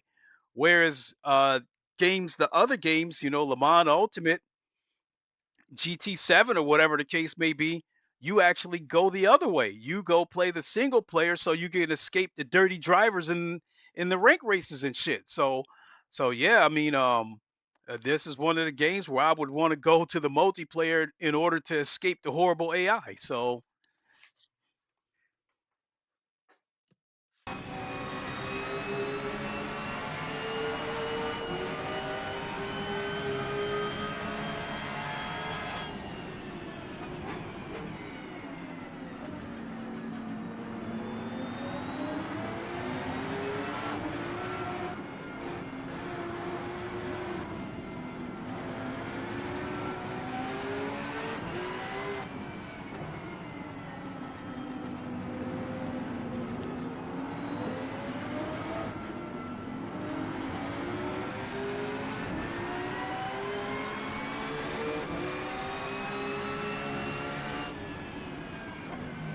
Look at that.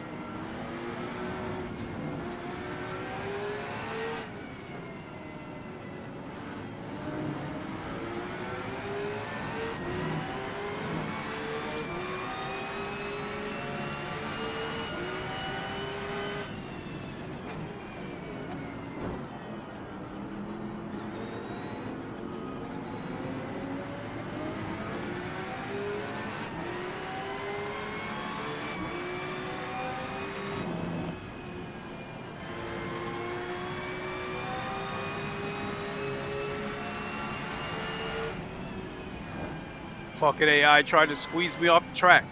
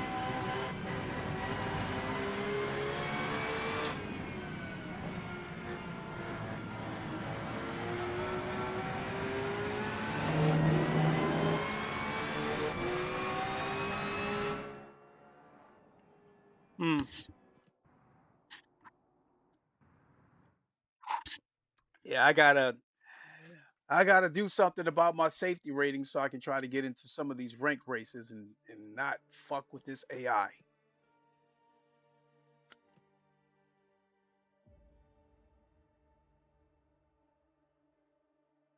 Wait a minute.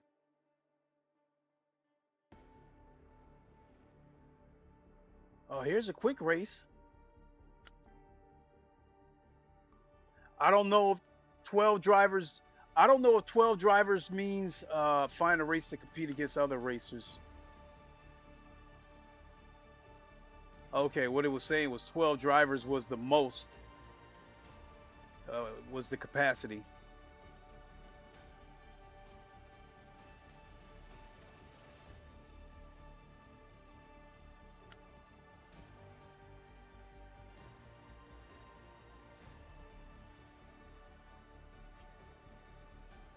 So, no,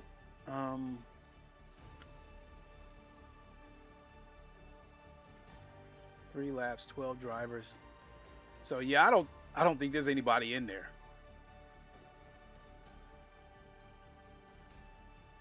Unless the session is already in progress or something.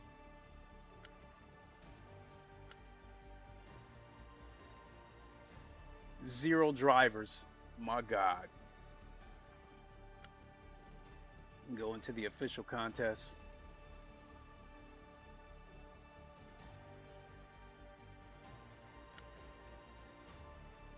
Session info. All right, so this is a hypercar race.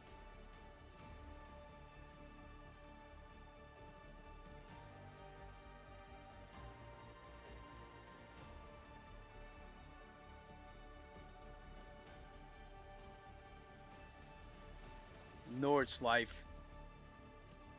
Oh, it's gonna let me register for that one. Okay, so does that mean I can register for the? Nope, not enough.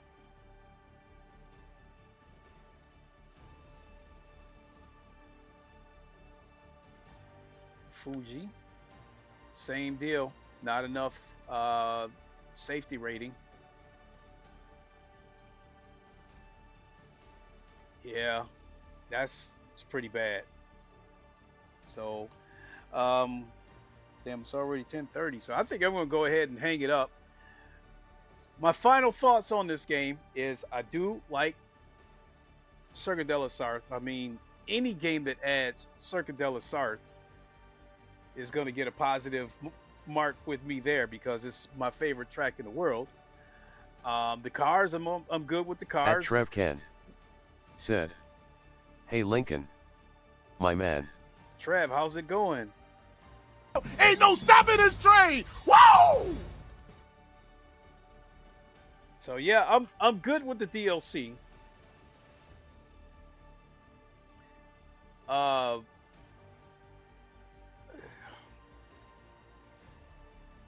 As far as them talking about filling out the rest of the car classes, again with the GT3s, there's really only two cars that I think they need to get. I do hope they fill out the hypercars, but honestly,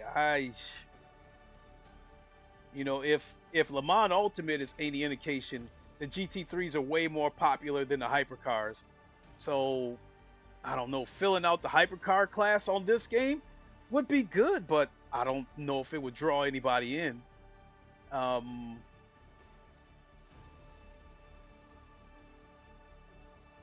I think they have a decent I think they have decent tracks on here.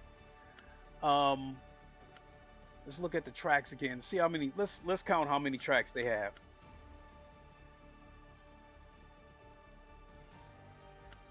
Starting right here with Fuji. Let's count the tracks. And I'm not going to count the modded tracks. So actual tracks, we've got Fuji. There's 1, 2 with Jeddah, 3 with Monza, 4 with Spa, 5 with Le Mans, 6 with Hockenheim,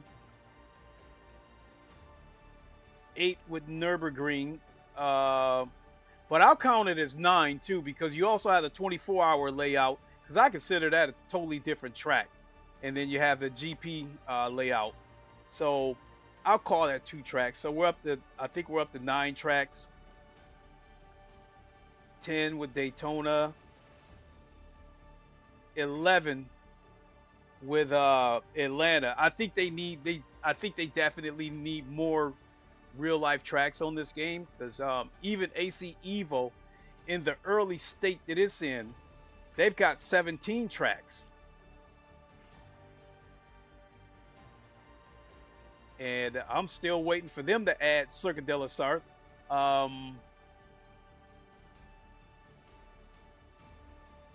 Shit, I think Project Motor Racing's got a good amount of tracks. So I would say that would be,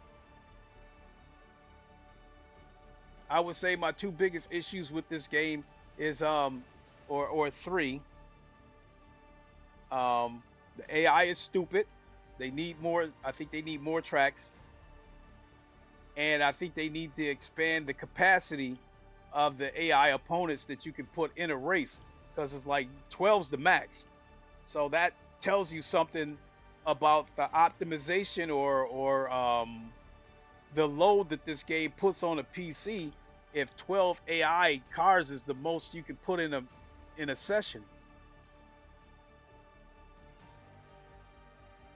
You know, with Project Motor Racing, I think you can add up to 32 cars.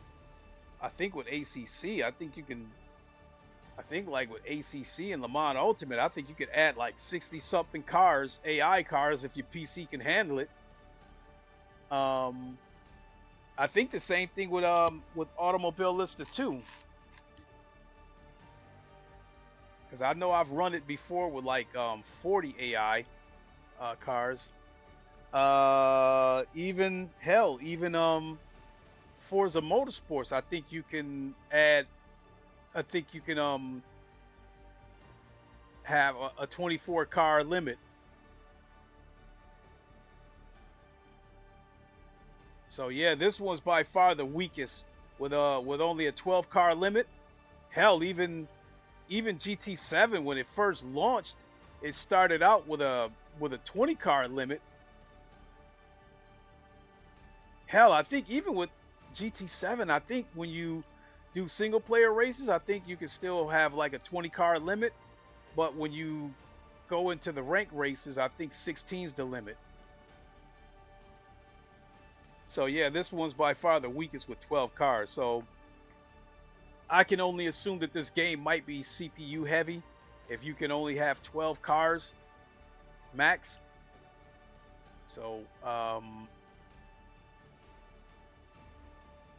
yeah, I would probably say that the game might need a lot of optimization if they can't even give you a timeline for when we might possibly get VR or triples. So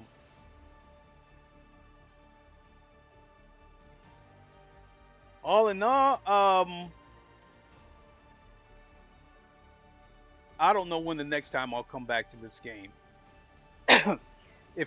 If the VR was working correctly, I would still hop into it every now and then because I do like the sound of that portion. I like the way it handles. Although they don't have all that many tracks, I do like the selection of tracks that they have. As far as these tracks goes, as far as the real life track goes, I would race any one of them, except Nürburgring. That would be my least favorite. The Nordschleife, I do not like that track. But the rest of them, you know, the rest of the real life tracks, yeah, I would race any one of them. I like them all. So with that, I'm going to go ahead and hang it up. So yeah, I'm good with the DLC. We'll see how long. I know they got more DLC planned. Let's see how long it takes for us to get it. I'm not scheduled to work this weekend, and I didn't realize this Monday is Memorial Day, so it'll be a 3-day weekend if I decide not to work Saturday. If I do not work Saturday, I am tentatively going to plan to do the 144-minute race on Le Mans Ultimate at Le Mans, and the reason why is because it's mixed classes. I think it's going to be hypercar, P2s, and my favorite, the GTEs. So I'll be able to hop back into my Corvette GTE for that race. So that's tentatively planned, and then later on that evening, probably do some Project Motor Racing. So yeah, I will definitely do some Project Motor Racing this weekend now that I know there's a 3-day weekend. So thanks for watching, everybody. Really appreciate it. You know, content wise, I'm good with it. Yeah. We'll see what the next one is and go from there. So wow, 2-hour stream. Anyway, we'll see you guys possibly tomorrow. or Saturday, because the race that I would do, if I do it, takes place Saturday morning at 2 a.m. Eastern time, which I think in the UK would be either 6 or 7 a.m. And we'll go from there. Thanks for watching, everybody. Really, really appreciate it. At Trevken said, "Laters, bro. Hey, Thanks." Later, Trev. Here. Ain't no stopping this train. Woo! All right, folks. We'll see you on the next one. I blabbed and blabbed and blabbed. Until the next time, you all know the line.